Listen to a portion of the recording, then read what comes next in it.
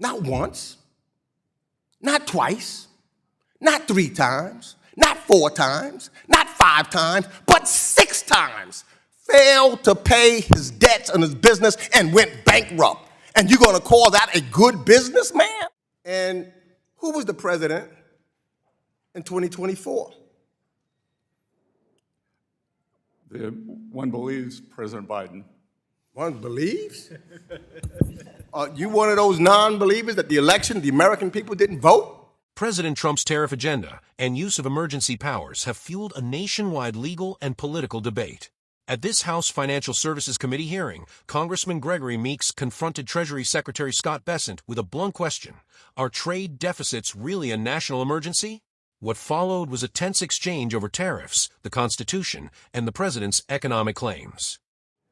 So can you tell me first, does trade deficits constitute a national emergency? The hollowing out of the U.S. manufacturing No, just yes or no. class. Yes or no? Yes or no, It's a sir? national emergency, sir. It does. It does. You're telling me trade deficits equals a national or creates? Persistent and prolonged. Okay. Yes, sir. And do you know also, sir, that for the last 4 decades, we've had trade deficits in the United States of America, and nobody said it was an emergency? Democratic and Republican presidents?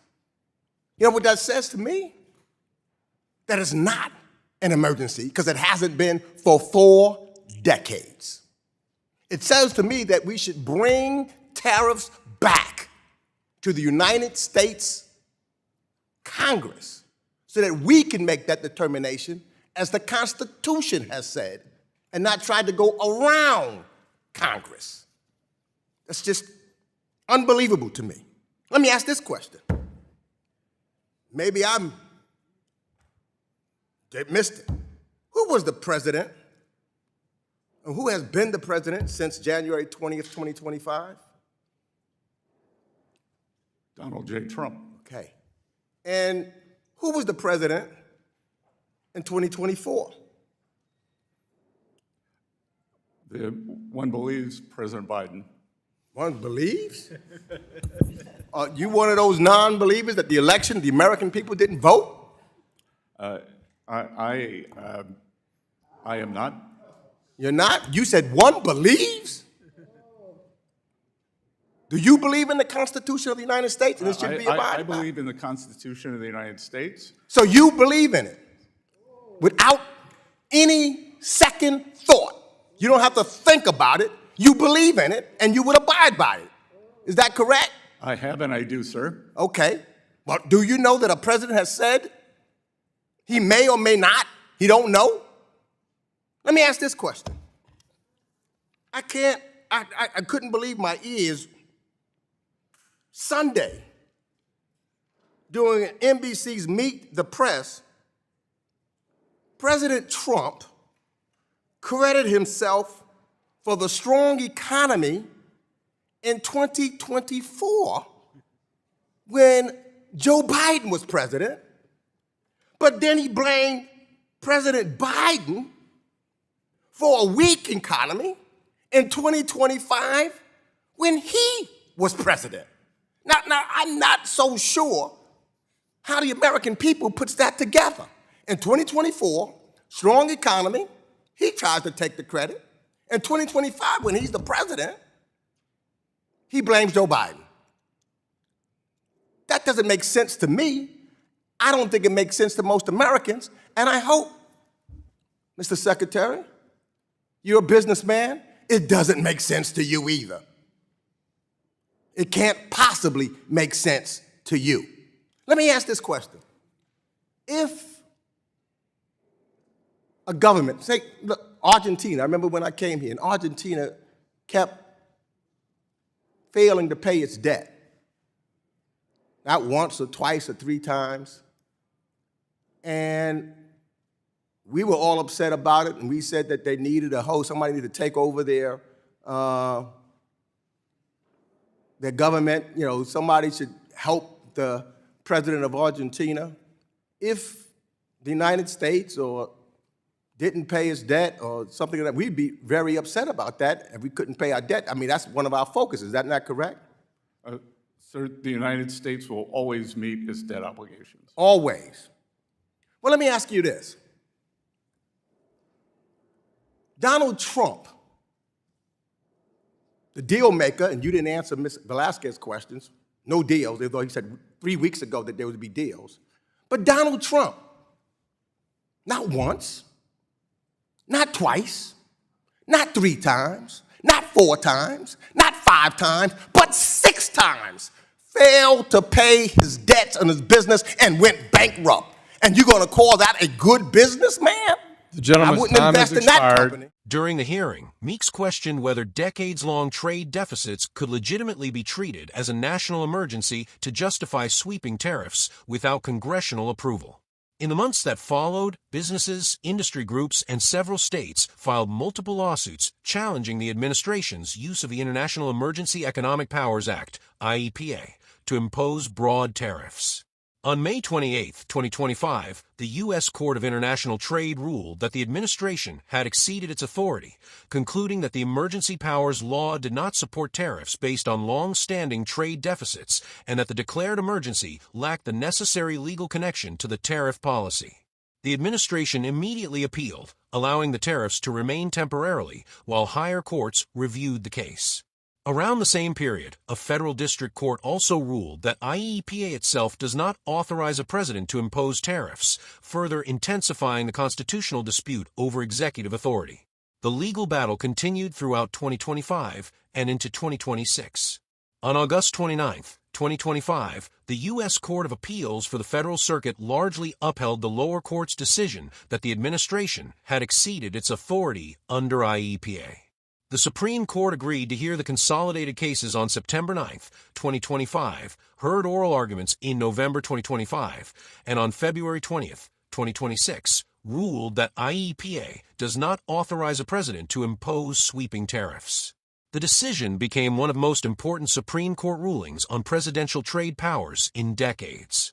Following the ruling, the administration announced it would rely on other trade laws, including Section 122 of the Trade Act of 1974, to continue parts of its tariff agenda, while new legal challenges were filed against those replacement tariffs. Treasury Secretary Scott Bessent continued defending the administration's trade strategy during several congressional hearings throughout 2026, arguing that tariffs remained an important negotiating tool even if the legal authority changed. The court's decision also triggered ongoing debates about tariff refunds, congressional authority over trade policy, and the future balance of power between Congress and the presidency. This exchange was never just about tariffs. It quickly became a debate over constitutional authority and the limits of presidential power. Representative Gregory Meeks repeatedly challenged the administration's argument that trade deficits constituted a national emergency, pointing out that the United States had experienced trade deficits for decades under presidents from both political parties without anyone declaring such an emergency. His argument was straightforward. If trade deficits have existed for generations, then Congress, not the executive branch, should decide whether tariffs are necessary because the Constitution assigns Congress primary authority over regulating international commerce. Treasury Secretary Scott Bessent defended the administration's position from a very different perspective. Rather than focusing only on the legal definition of an emergency, he argued that persistent trade deficits had weakened American manufacturing, reduced industrial competitiveness, and increased dependence on foreign production over many years. From the administration's viewpoint, tariffs were intended to strengthen domestic industries and encourage companies to invest more heavily inside the United States.